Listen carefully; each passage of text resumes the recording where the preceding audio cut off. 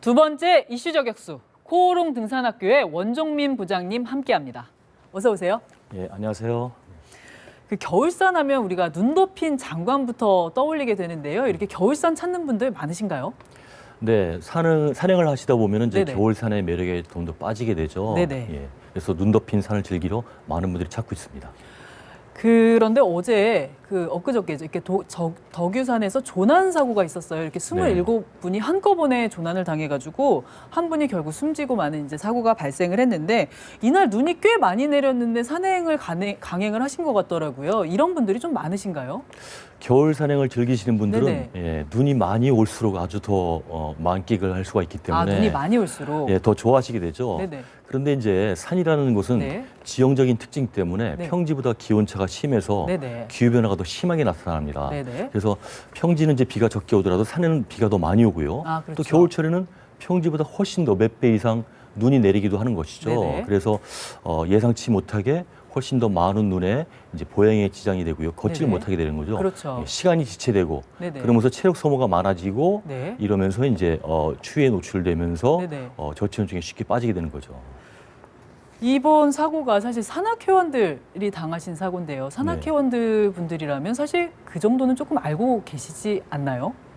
그런데 이제 네네. 많은 분들이 겨울산이 춥다는 걸 알고 있습니다. 네네. 그럼에도 불구하고 그 산에서 벌어지는 사고가 사실은 뉴스에 이제 크게 이슈가 돼서 나오긴 하지만은 네네. 실제 발생되는 건수는 그렇게 많지는 않아요. 네. 예, 그러다 보니까 추위에는 늘상 노출되지만은 자기들이 실제 그런 경험을 당하지는 않은 경우가 참 많았기 때문에 네네. 그동안 무사히 잘 내려왔던 것이죠. 네네. 그런데 이제 사고란 것이 정말 그 불확실한 어떤 상황에서 예기치 않은 상황에서 자기가 대처를 안 됐을 때 발생되는 거기 때문에 비상사태를 준비를 해야 되는 것인데 그걸 좀 소홀히 한 것이죠.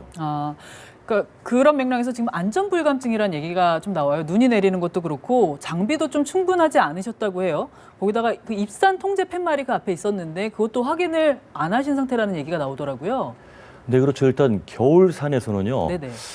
그 산에서 발생할 수 있는 최악의 상황을 좀 가정을 해서 거기에 대비한 준비를 하고 가셔야 되는데 최악의 상황을. 그렇죠. 네네. 예, 그래서 이제 겨울산 그러면 눈이 일단 많다는 것이죠. 네. 그래서 이제 눈에 대비한 충분한 보온옷, 네네. 그리고 또 젖지 않는 등산화, 네네. 그리고 또 눈이 눈에 이제 발목에 들어오면 젖게 되거든요. 그렇죠. 젖지 않도록 스패치를 준비하고 이렇게 해야 되는데 이제 그런 것이 준비가 소홀했던 것이죠.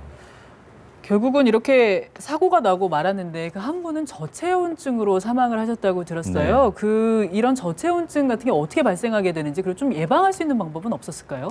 네, 일단 저체온증에 대한 걸 정확히 알고 계셔야 되는데요. 네네. 우리 사람은 36.5도를 유지하고 있잖아요. 그렇죠. 예, 그런데 이제 추위에 노출되면은 36.5도를 유지하지 못하고 체온이 내려가는데 네네. 35도부터 저체온증이 시작된 것입니다. 35도요? 예, 한 1.5도만 떨어진 것이죠. 네네.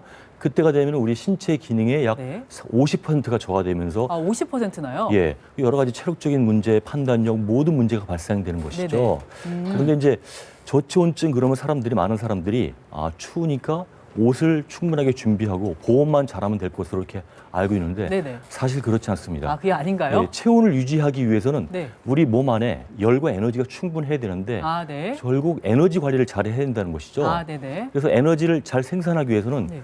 효과적으로 등산식품을 잘 섭취하면서 올라가고 에너지를 네네. 보충하는 것이죠. 네네. 그리고 또 이제 에너지를 절약하기 위해서 힘을 적게 사용하는 보행법을 사용하고 네네. 그다음에 또 에너지를 잘 보존하기 위해서 등산복을 효과적으로 입어야 되는데 네네. 많은 분들이 등산복 입는 법을 추우니까 많이 껴입게 되죠. 많이 입으면 된다. 예, 네네. 너무 많이 입다 보니까 네네. 겨울산이지만 사실 열심히 올라가다 보면 땀이 많이 나거든요. 그렇죠. 그래서 땀이 나고 땀이 마를 때 체온 손실이 많습니다. 네. 예, 그러다 보니까 오히려 옷을 많이 입고 땀을 많이 흘림으로써 더 추위에 약해지는 체력 저하 상태를 가져오게 되는 것이죠.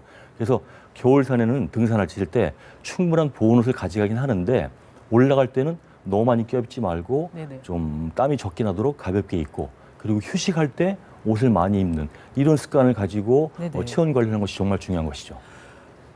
이번에 덕유산에서 난 사고는 이제 폭설로 좀 고립되면서 이제 구조를 받은 이런 상황인데요. 겨울산에서 또 다른 어떤 종류의 좀 사고가 발생할 수 있나요? 겨울산에서는 일단 그 보통 많이 이제 문제되는 것이 눈 때문에 이제 네. 운행 시간이 지체되면서 네네. 예정된 시간보다 더 늦게 이제 내려오게 되는 것이죠. 해가 진 다음에 내려올 예. 수도 있겠네요. 예, 네. 예. 그러면서 이제 여러 가지 체력 소모가 많아지고 네.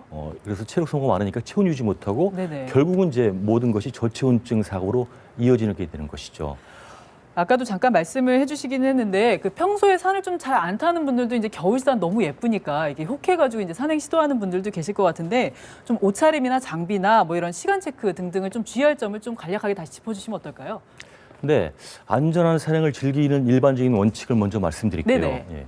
자기가 가고자 하는 산에서 벌어지는 최악의 상황을 생각해 봅니다. 최악의 상황. 예, 네. 그 상황에서도 자신은 그 속에서 생존할 수 있는 체력과 능력과 장비와 경험, 지식 이런 것들을 가지고 가야만 대처가 가능한 것이죠. 네. 그래서 산을 가실 때는 자기 최대 능력의 3분의 2 정도 수준으로도 충분히 안전하게 하산할 수 있는 정도의 좀 낮은 수준의 산을 택하는 것이 좋습니다. 아, 네네. 예, 그리고 이제 그 산에서 발생하는 상황을 생각하니까 겨울엔 네. 눈이 많죠. 그 네. 눈에 대비한 장비, 보온옷, 그다음에 윈드 자켓, 그리고 아까 말씀드린 젖지 않는 등산화, 네네. 눈이 들어가지 않는 스패츠, 그리고 아이젠, 뭐 요즘 체인제 많이 사용하시죠.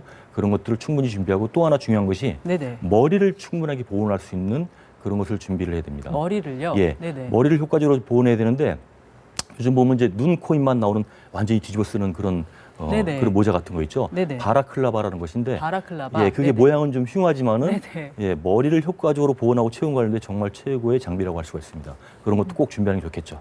네, 모양이 뭐 흉한 게 중요한 게 아니라 이제 안전하고 예, 보호가 되는 게 중요한 걸 테니까요. 그런 일이 없어야겠지만 혹시라도 이제 산에 갔다가 조난을 당하게 되면 네. 어떻게 해야 될까요? 조난 당하게 되면 이제 일단 자신이 그 상황을 안전하게 빠져나올 수 있는지 먼저 판단을 해보는 것이죠. 네네. 예, 그럼 이제 스스로 이제 내려오면 되는데 네. 그런 판단을 할 수도 없고 그러지 못할 것 같다.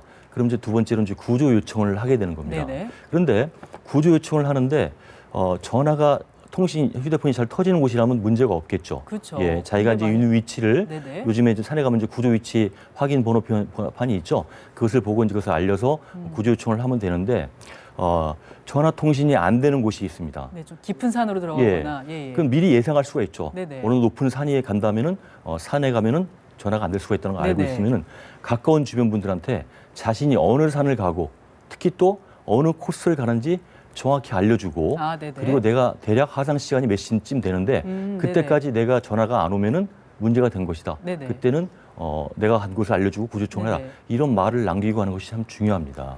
예. 혹시 부장님도 네. 이렇게 겨울에 산에 갔다가 이렇게 사고를 당하신 적이 혹시 있으신가요? 뭐 여러 가지 큰 어려움을 많이 겪었죠. 네네. 예. 그런데 저는 이제 제가 아까 말씀드렸듯이 네. 산에 가는 기본 원칙이 네네. 그 산에서 벌어지는 최악의 상황에 대비하고 네네. 충분히 준비를 하고 갔기 때문에 네네. 그런 어려움들을 다 극복하고 이렇게 내려왔습니다.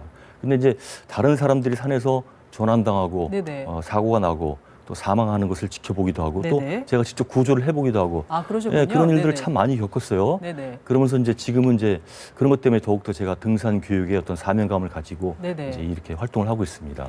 그렇게 사고 당하시면 굉장히 당황할 것 같아요. 이렇게 일반인들 같은 경우에 네. 눈은 많이 내리고 막 예. 주변은 어둡고 막 이런 엄청나게 예. 당황할 것 같은데 어떠신가요? 그렇게 구조해 보셨을 때 보면. 저는 좀 차갑게 대처를 합니다. 아주 아, 네. 냉정하게 네네. 상황을 객관적으로 판단을 하고 감정에 치우치지 않고 내가 어떻게 행동하고 해야 될지를 네네. 좀 차분하게 생각하고 이제 네네. 행동에 옮기는 스타일이죠.